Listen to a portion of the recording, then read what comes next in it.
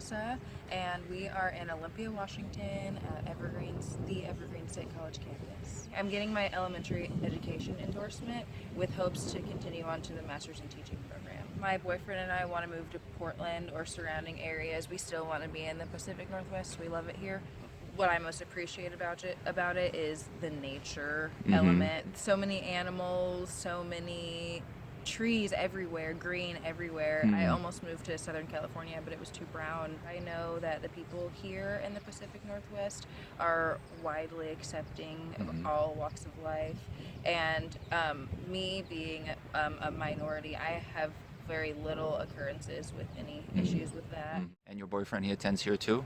No, he doesn't actually. He's originally from Kansas. Oh. And so totally different from here. He's Okay. only lived out here for the past 4 years now. Is he conservative, or his family? Actually, it's really funny. His family is conservative. Yeah.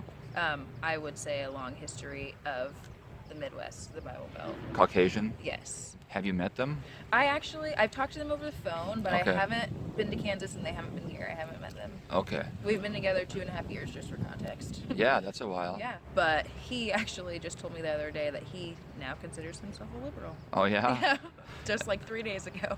Did they care when they found out you weren't a white girl? I don't know. Yeah. I know that it's always been no. My dad actually asked me once. He was like, "Do they know?" And I was like, "Yeah, I'm pretty sure." What about your family? Have your parents met him? My parents haven't met him. Yeah. Yet. He's met like almost a lot of my family. So both of my parents are originally from Flint, Michigan.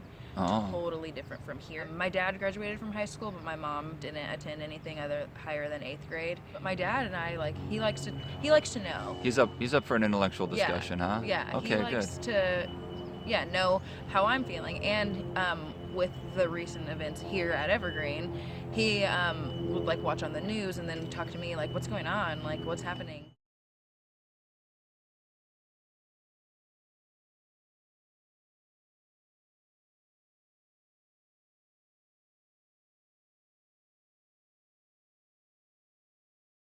Evergreen received a phone call one day saying that someone was on their way to shoot as many people as they could.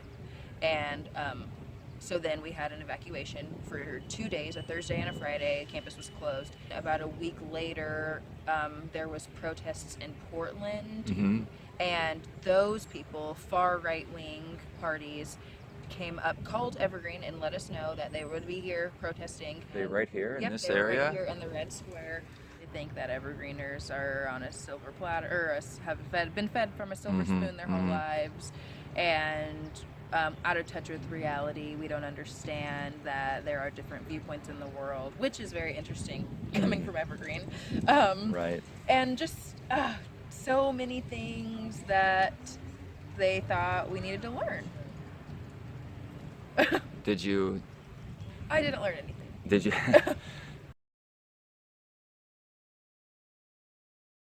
Did you feel like you had a dog in that fight when there was that stuff going on because it was racially charged? I try to not like disassociate, because I am still Black. It'll always affect me, but I just try to. I'm selectful with battles.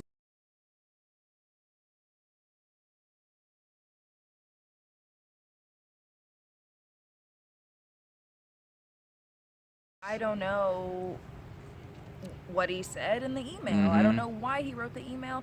I don't know what it was directed at. I don't know what the student said to him. I have never taken a class with him. I don't know if he is, treating his students of anything different than anyone. So I feel like I actually didn't have a say in that battle at all. I have had classes with students who have been actively displeased and saying, like, this is one of the problems that I have with Evergreen, but never as far as like transferring away. The problem being what? The vandalism or what? Mostly like racial insensitivities. They've felt that here? Yeah, but actually only the students that I've ever heard it from was from white students. So The white students were speaking on behalf of people of color? I would assume so. Not direct experience of being Right. discriminated against. Right.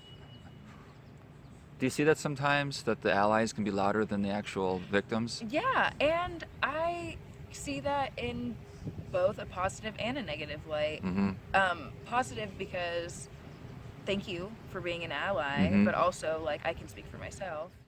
So it seems in your family there's been educational progress through the generations. Do you think that that represents the country or even the world as a whole, where there's, in general, we're moving in the right direction? I do feel so. Yeah, I hear more and more often of first generation students and like the family Mhm. and even just like more widespread encouragement of school, going to school, continuing, wanting to go back. Are you optimistic then that education will help promote better practices and that the earth will be good in the future? I think it's going to take a lot to not just like reverse what we have put the earth through this far, but to rebuild and to maybe potentially sustain longer than we imagine. I don't know. What about politically? What was your reaction when Trump won? I was no filter, devastated. Devastated.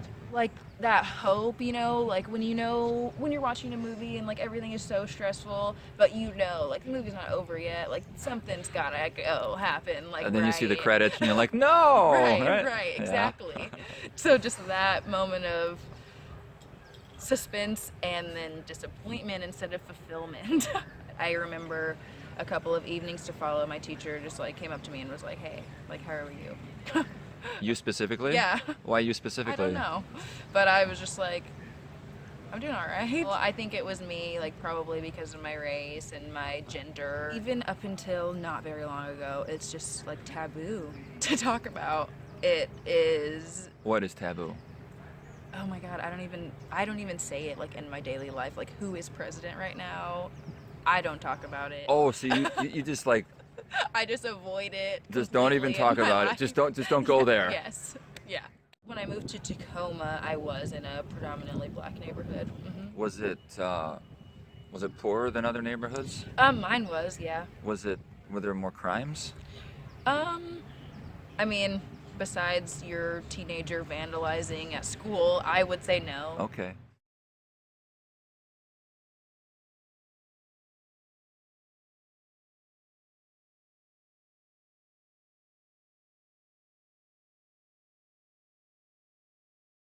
There's a lot integrated in that. Yeah, there is. Because when you think about inner cities, like what are the demographics of inner cities? Is there are more black people, so there are going to be more black deaths That's right. in an inner city. And also, why are they in the inner cities? What's the economy like? Are they poor for a reason? I mean, you have to do the best with what you are given, and if you aren't given very much to begin with, how good can you do? Basically, it's a systemic issue from oppression from Yes. like white oppression.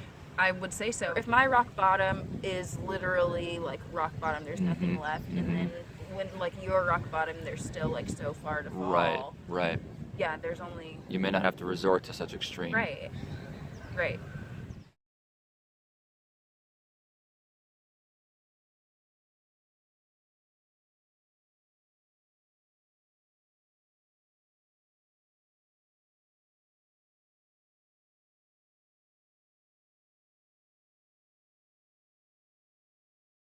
Obviously, that's such a shocking and tragic incident that it's hard to blame anyone but the guy who did it. Right. You know? So is it hard for you in your mind to connect the dots and to say, yeah, but the guy did that to Andre Riley Jr. because oppression, etc.? Or do you think he has some responsibility for doing what he did? Yeah. I mean, I think that every situation is different. I feel like in that situation, he definitely is responsible because, like, oh, you got the wrong guy. Well, like, who are you looking for? Right. And, like, why were you looking for them? Right. And all of that has to do with, like, you still made a decision to Yeah. make a poor decision and not even look at who you were doing it to before Right. you did it. Right. So, like, yes, like, regardless of, like, why I think that that person is responsible for doing that act, but at the same time, like, where did you learn that that was okay? Where did you learn that that was a way to deal with situations? Right. Is that ingrained in as long as everyone you know and as long as you remember that that's a good way to handle it? Eliminating the problem? Yeah, right. So, yeah, I mean, you are responsible, but you are, like, the product of your surroundings. Then you can start asking those questions and going back Right.